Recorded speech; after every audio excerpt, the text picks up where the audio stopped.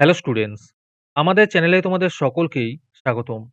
আজকের ক্লাসে আমরা মাধ্যমিক এবিটিএ টেস্ট পেপার 2024-25 ইতিহাসের পেজ নম্বর 127 প্রশ্নের উত্তরগুলি করব।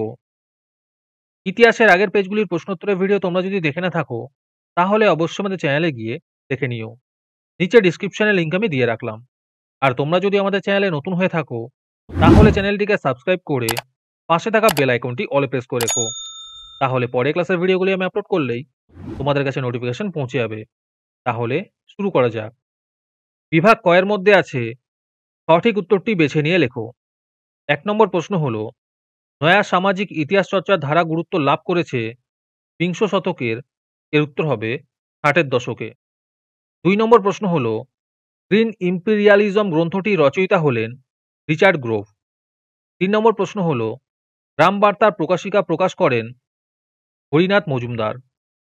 ৪ নম্বর প্রশ্ন হলো, স্বামী বিবেকানন্দ রামকৃষ্ণ মিশন প্রতিষ্ঠা করেন ১৮৯৭ খ্রিস্টাব্দে।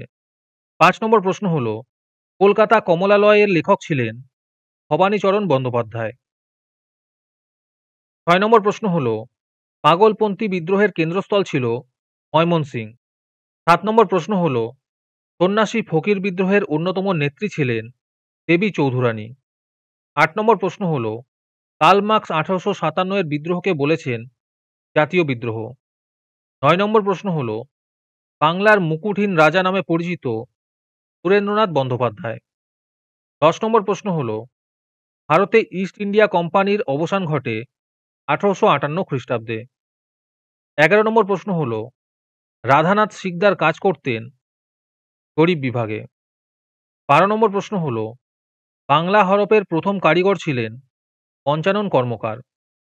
১৩ নম্বর প্রশ্ন হলো, বাবা রামচন্দ্র অসহযোগ আন্দোলনে নেতৃত্ব দেন অযোধ্যায়।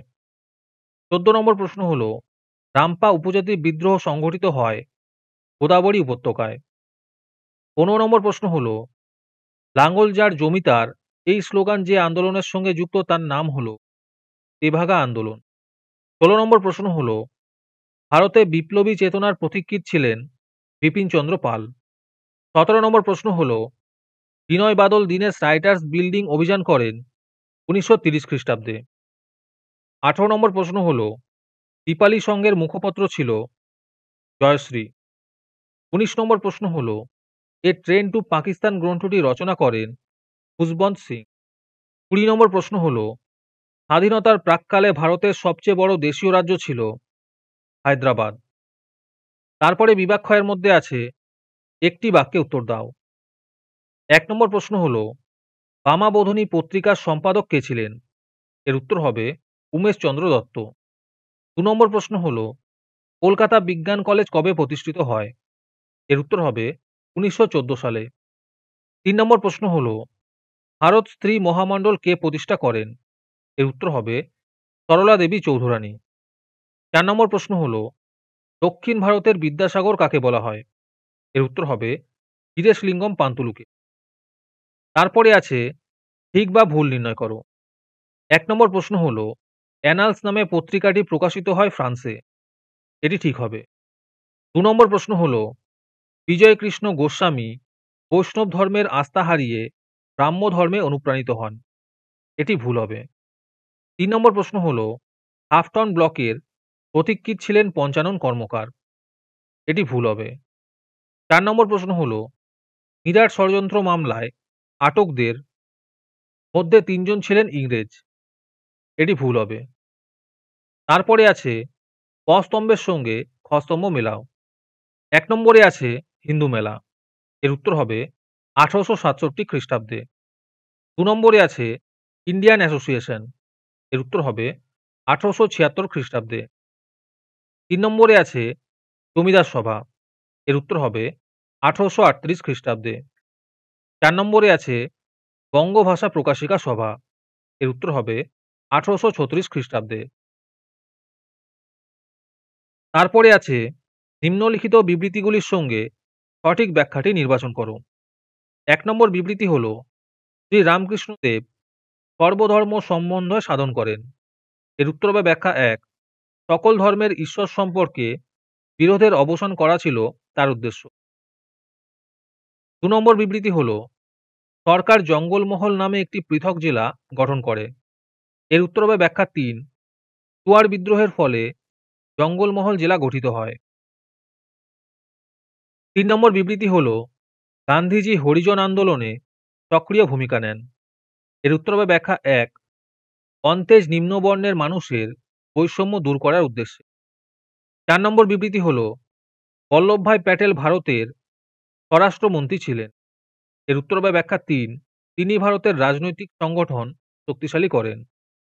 আজকের ক্লাসের পিডিএফটি তোমরা ৳2 দিয়ে আমাদের হোয়াটসঅ্যাপ নাম্বার 7501121499 এ যোগাযোগ করে নিতে পারো।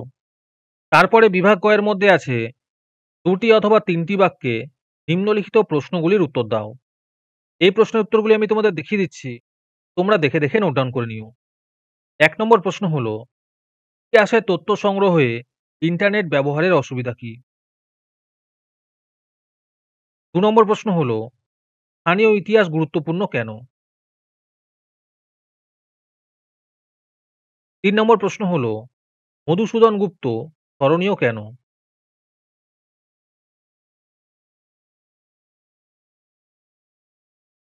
4 নম্বর প্রশ্ন হলো প্রাচ্যবাদী কাদের বলা হয়? 5 নম্বর প্রশ্ন হলো দেবী সিং কে ছিলেন? 6 নম্বর প্রশ্ন হলো ঔপনিবেশিক অরণ্য আইনের উদ্দেশ্য কি ছিল?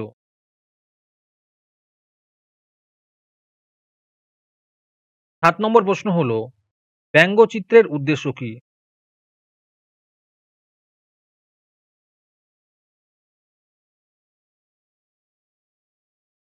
8 নম্বর প্রশ্ন হলো কোন সময়কালকে কেন সভা সমিতির যুগ বলা হয়?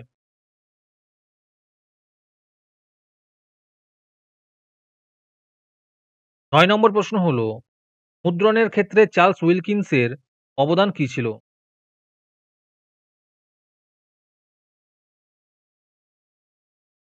10 নম্বর প্রশ্ন হলো স্যার রাজেন্দ্রনাথ মুখার্জির দুটি বিখ্যাত স্থাপনার নাম লেখো। 11 নম্বর প্রশ্ন হলো মানবেন্দ্রনাথ রায় স্মরণীয় কেন?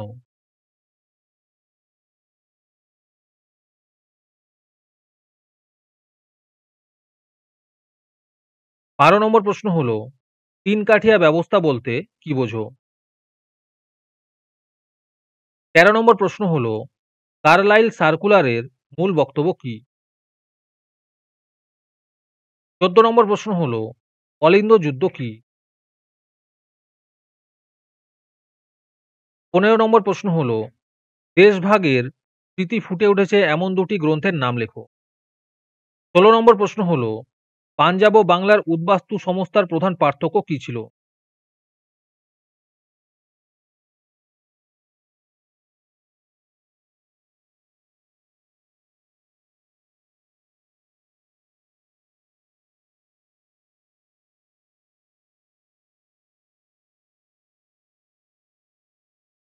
আজকের ক্লাসটি তোমাদের ভালো লেগে থাকলে অবশ্যই একটি লাইক এবং বন্ধুদের কাছে শেয়ার করে দিও।